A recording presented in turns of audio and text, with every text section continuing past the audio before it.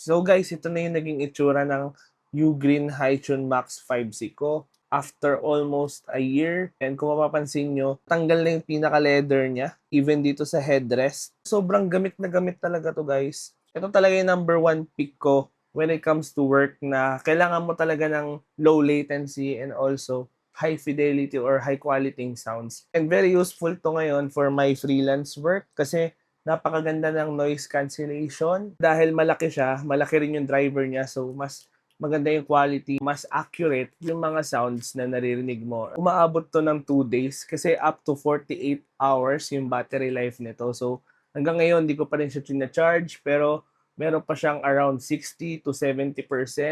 So, gamit ko na to mula kahapon pa. And gabi na ngayon, working pa rin siya, hindi ka malolobatan dito. And maganda rin yung mic quality niya, lalo na kung gagamitin mo wired, kung gusto mo na walang delay and also mas high quality. Pwede mo siya gamitin sa laptop mo or sa phone mo at the same time. So ito ginagamit ko to sa laptop ko.